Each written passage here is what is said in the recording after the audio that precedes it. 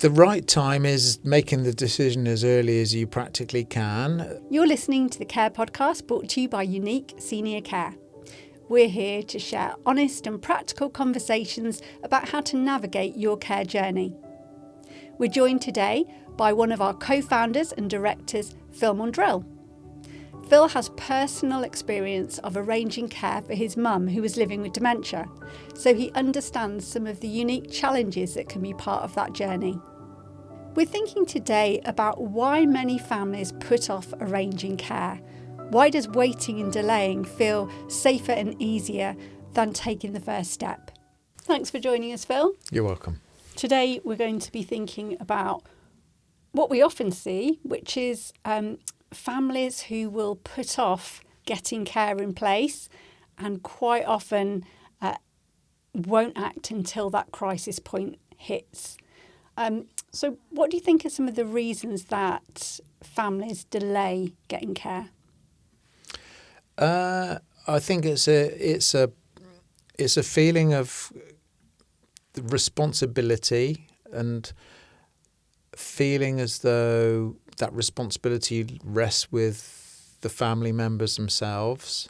It's a natural feeling to have, but delaying things only adds further complexities later on, because the most important thing in a care decision process is actually taking the step and saying we're going to start, and then getting somebody over the threshold to help. And that's always easier if it's done in a controlled and gentle way, rather than waiting until the crisis, as you say, has hit, and then it's not just one visit a day or one visit a week, but several visits a day. And then, there's more likelihood that family members that are in need of care are a little bit reluctant because they've lived their whole life independently up until that moment, and then to have several visits a day from, at the start, people who are not known to them can be quite a bitter pill to swallow, and you're more likely to get pushback at that stage. So my advice is start earlier than you perhaps think you might need to. Start gently, the odd visit here and there, so that everyone gets used to it, and you get used to it yourself as a family member, having somebody visit your loved one. I think that's the best approach. And what about if you, as the family, you're ready, you've found a care provider that you think are going to be really good, and you want to put something in place, but that individual who needs the care is saying, I don't need care, or I don't want people in my home. How do we overcome that barrier? I mean, I think the best approach is to, again, do as I said, which is start off gently. Arrange for one visit a week to perhaps do some housework, or once things are moving, take somebody out. So have a trip organised. I think those are the kind of things that actually make it a lot easier to get things moving, and not only is it a bit of a stress for the person that's being cared for, but clearly family members too. Handing over that responsibility of the most precious thing in their lives is a difficult decision to make, but also a difficult thing to get your head around too. Yeah, definitely. And if that person has agreed to some cleaning or to having a companion to go out somewhere, the relationship can then build. And it might be that then they do trust that person to help them with their medication or help them in the bathroom, those things that feel very personal, which actually, you don't want to just do with anybody. No. And again, you've actually hit the nail on the head by saying that, because it is it is a challenge for people to accept that they need help, and to find that they've found a friend in their caregivers is the way that makes that journey much easier. and someone that takes an interest in them and has an interest in their life and an interest in their family is a way of making that journey much easier. Getting to know them is so important. Mm. Mm. And what about if people do delay because it feels too big, or that person isn't accepting receiving care? How can that sometimes narrow the options and decisions that we've got? Yeah, because sometimes it's delayed because of internal family dynamics. If there's several siblings that sometimes don't always have the same opinion, it can make it difficult to get things started, and sometimes delay that process.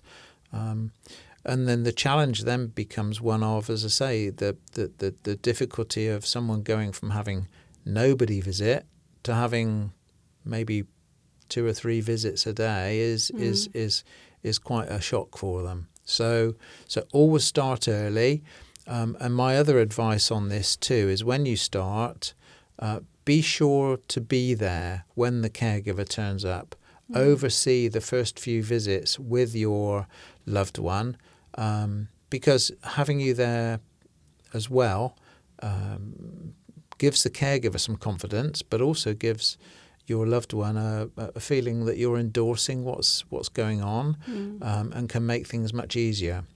We find as an organisation that if we're putting care in place, and up until that moment it's been family support that's been helping, if the family suddenly disappear the moment the first caregiver arrives, that makes it quite a challenge, because naturally loved ones want the same to continue. But if you stay and support and you're endorsing it and you take an interest in the caregiver too, then it makes it much easier for the caregiver to do the job of getting to know your loved one and understanding their routines. So given that it's probably common sense to start things earlier and get things in place, why do so many families not do that? I think it's human nature, because what happens is, in most circumstances, a person's deterioration to a point where they need support is a gradual one.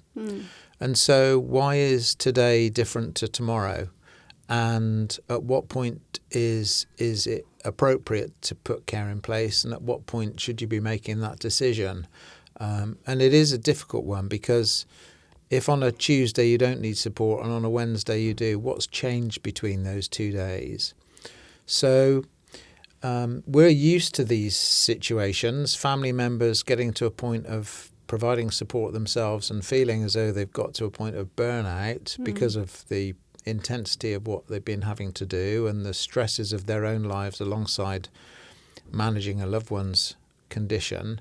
And then sometimes there's a guilt element too of handing over that responsibility to someone else that you've held yourself for the whole of your life, and it can be a difficult step to take, but this is the industry we're in.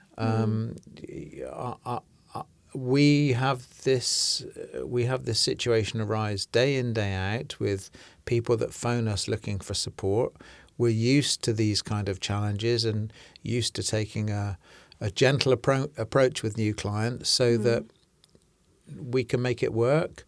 So please don't feel frightened of taking the step is my advice, because what you're experiencing is not something that's unique. It's something that many families deal with. So come to us early, and we can take those steps to relieve you of those pressures perhaps sooner than you might think. Yeah. And I wonder if there's also something about, it's hard to admit that our mum has an illness, perhaps a progressive illness, something that's deteriorating, that's we've known this person be this strong, independent, amazing parent, and actually we're having to admit to ourselves that their health is changing and they're deteriorating and they're getting older. And sometimes that in itself can be a huge emotional step, and we'd rather just not notice or not admit it to ourselves. Yeah, and in my own personal experience, it was a crisis that flicked the switch for us. Mum's health was impacted by her dementia because of the muddled medications that she was struggling with, and so often it is a crisis point. But sometimes that crisis point is a self-induced one because as I said, it just becomes a burden which feels as though it's too much. Make the move as soon as you feel there's a need is my advice. And know that the person that you're talking to actually understands that they understand all of these emotional barriers and challenges that individual might be having. Yeah, indeed. And let's not forget that, whilst this is a care industry that cares for clients, 90% of the time, the phone calls that we take are actually from family members who are organising the care or wanting to organise the care for their loved ones. It's rare that it's actually the loved ones that call themselves. And what about the one piece of advice you would give about how to make that decision at the right time? The right time is making the decision as early as you practically can. Naturally, over a period of time, to realise that you need care for your loved one is something that you have to get your head around, but then move forward with it as swiftly as you can after that, because the sooner it starts, the easier it's going to be for them and the easier it's going to be for you. I think that's my one piece of advice is don't delay on these things, because the longer you delay, the harder it's going to be. Thank you, Phil, for sharing some of your story and also some practical ideas of how families can take steps sooner rather than delaying starting care. And thank you to everyone for watching. We hope that you found this episode practical, useful and reassuring. I'm Jo Cleary, you're listening to the Care Podcast, and we'll see you on the next episode.